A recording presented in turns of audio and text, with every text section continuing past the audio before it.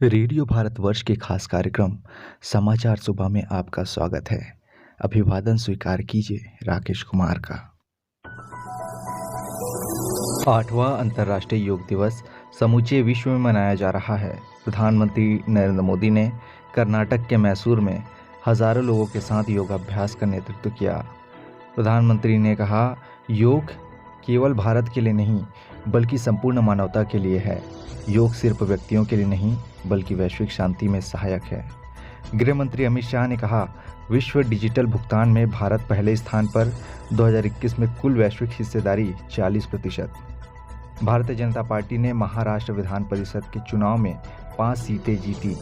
सत्तारूढ़ महाविकास अघाड़ी को भी 5 सीटें मिली। कॉमनवेल्थ खेल 2022 के लिए 18 सदस्यों की भारतीय हॉकी टीम की घोषणा। अब खबरें विस्तार से। 8वां अंतर्राष्ट्रीय योग दिवस आज मनाया जा रहा है। प्रधानमंत्री नरेंद्र मोदी ने कर्नाटक के मैसूर में योगाभ्यास का नेतृत्व किया। इस अवसर पर उन्होंने कहा कि योग संपूर्ण मानवता के लिए है और योग ने विश्व में स्वास्थ्य को नई दिशा और निरोगी जीवन का विश्वास दिया है। प्रधानमंत्री ने कहा कि योग केवल भारत के लिए नहीं बल्कि संपूर्ण मानवता के लिए है। योग सिर्फ व्यक्तियों के लिए नहीं बल्कि वैश्विक शांति में सहायक है। इस बार अंतर्राष्ट्रीय योग दिवस की थीम है योगा फॉर ह्यूमैनिटी। मैं इस थीम के जरिए योग के इस संदेश को पूरी मानवता तक पहुंचाने के लिए यूनाइटेड नेशंस का और सभी देशों का हृदय से धन्यवाद करता हूं। मैं दुनिया के सभी नागरिकों का भी सभी भारतीयों की तरफ से अभिनंदन करता हूं। योग के लिए हमारे ऋषियों ने, हमारे महर्षियों ने, हमारे आचार्यों ने कहा है, शांतिम योगेन विंदति। It means yoga bring peace for us. The peace from yoga is not only for individuals, yoga brings peace to our society. अंतर्राष्ट्रीय योग दिवस से संबंधित विभिन्न कार्यक्रमों में भारत और विदेश में करोड़ों लोगों ने हिस्सा लिया। प्रधानमंत्री नरेंद्र मोदी ने देश और दुनिया को अंतर्राष्ट्रीय योग दिवस की बधाई दी। उन्होंने कहा कि योग की यह अनादि यात्रा अनंत भविष्य की दिशा में ऐसे ही चलती रहेगी। मैं देश के और दुनिया के सभी युवाओं में से इस तरह के प्रयासों से जुड़ने का आह्वान करता हूं। मैं वर्ष 2021 के लिए prime minister award for outstanding contribution for promotion and development of yoga के जो विनर्स हैं, मैं उन सभी विनर्स को हृदय से बहुत बहुत बधाई देता हूं। मुझे विश्वास है योग की ये अनादि यात्रा अनंत भविष्य की दिशा में ऐसे ही अनवरत चलती रहेगी। हम सर्वे भवन्तु सुखिनः, सर्वे सन्तु निरामय के भाव के साथ एक स्वस्थ और शांतिपूर्ण विश्व को योग के माध्यम से भी गति देंगे। प्रधानमंत्री ने इस अवसर पर लाखों युवाओं को शामिल होने पर धन्यवाद किया। आज योग वैश्विक सहयोग का पारस्परिक आधार बन रहा है। आज योग मानव मात्र को निरोग जीवन का विश्वास दे रहा है। हम आज सुबह से देख रहे हैं कि योग की जो तस्वीरें कुछ वर्ष पहले केवल घरों में, आध्यात्मिक केंद्रों में दिखती थी, वो आज विश्व के कोने कोने से आ रही है। दुनिया ने बीते 2 सालों में सदी की इतनी बड़ी महामारी का सामना किया। इन परिस्थितियों में देश, द्वीप, महाद्वीप की सीमाओं से ऊपर योग दिवस का ये उत्साह, ये हमारी जीवटता का भी प्रमाण है।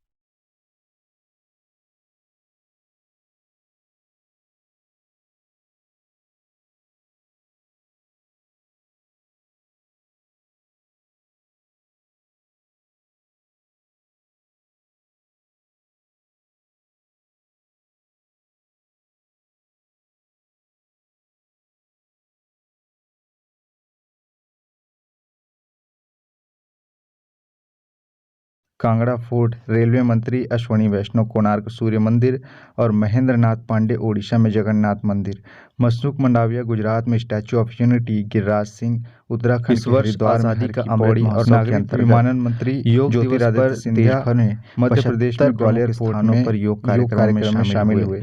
उपराष्ट्रपति उत्तर प्रदेश में स्मृति ईरानी लखनऊ, केंद्रीय पर्यटन तथा भूपेंद्र यादव जी किशन रेड्डी तेलंगाना में सिकंदराबाद के परेड मैदान में योग दिवस के मुख्य कार्यक्रम में शामिल हुए। यूनिफाइड पेमेंट कई केंद्रीय मंत्रियों ने प्रमुख स्थानों पर योग कार्यक्रमों में वित्त वर्ष के दौरान 10 खरब अमेरिकी डॉलर में नालागढ़ पैलेस। धर्मेंद्र प्रधान विश्व में डिजिटल भुगतान के मामले में पहले स्थान पर है। उन्होंने कहा कि 2021 में कुल वैश्विक डिजिटल भुगतान में भारत की हिस्सेदारी 40% है और भीम यूपीआई अब केवल भारतीय नहीं बल्कि वैश्विक ऐप बन गया है। श्री अमित शाह ने कल नई दिल्ली में साइबर सुरक्षा और देश की सुरक्षा के बारे में राष्ट्रीय सम्मेलन को संबोधित किया। भारतीय जनता पार्टी ने कल हुए महाराष्ट्र विधान परिषद के चुनाव में 5 सीटें जीती। राष्ट्रवादी कांग्रेस पार्टी और शिवसेना एक सीटें जीती, जबकि कांग्रेस कुल 10 सीटों में से केवल 1 सीट ही जीत सकी। विधान परिषद की 10 सीटों के लिए 11 उम्मीदवार चुनाव मैदान में थे। कांग्रेस के 2 उम्मीदवारों में से एक भाई जगतपाल चुनाव जीत गए, लेकिन चंद्रकांत हंडारे चुनाव हार गए। हॉकी इंडिया ने कल कॉमनवेल्थ खेल 2022 के लिए 18 सदस्यीय हॉकी टीम की घोषणा की। कॉमनवेल्थ खेल 29 जुलाई से बर्मिंघम में होंगे। भारत, इंग्लैंड, कनाडा, वेल्स और घाना के साथ पूल बी में है। भारत 31 जुलाई को घाना के विरुद्ध अपने अभियान की शुरुआत करेगा। पिछले वर्ष ओलंपिक गेम में एक कांस्य पदक जीतने वाले भारतीय टीम का नेतृत्व करने वाले मनप्रीत सिंह कॉमनवेल्थ खेल 2022 में अपनी टीम का नेतृत्व करेंगे। इसी के साथ समाचार प्रभात यहीं समाप्त हुआ। नमस्कार। 8वां अंतर्राष्ट्रीय योग दिवस समूचे विश्व में मनाया जा रहा है। प्रधानमंत्री नरेंद्र मोदी ने कर्नाटक के मैसूर में हजारों लोगों के साथ योगाभ्यास का नेतृत्व किया। प्रधानमंत्री ने कहा, योग केवल भारत के लिए नहीं बल्कि संपूर्ण मानवता के लिए है। योग सिर्फ व्यक्तियों के लिए नहीं बल्कि वैश्विक शांति में सहायक है। गृह मंत्री अमित शाह ने कहा, विश्व डिजिटल भुगतान में भारत पहले स्थान पर। 2021 में कुल वैश्विक हिस्सेदारी 40%। भारतीय जनता पार्टी ने महाराष्ट्र विधान परिषद के चुनाव में 5 सीटें जीती। सत्तारूढ़ महाविकास अघाड़ी को भी 5 सीटें मिली। कॉमनवेल्थ खेल 2022 के लिए 18 सदस्यों की भारतीय हॉकी टीम की घोषणा।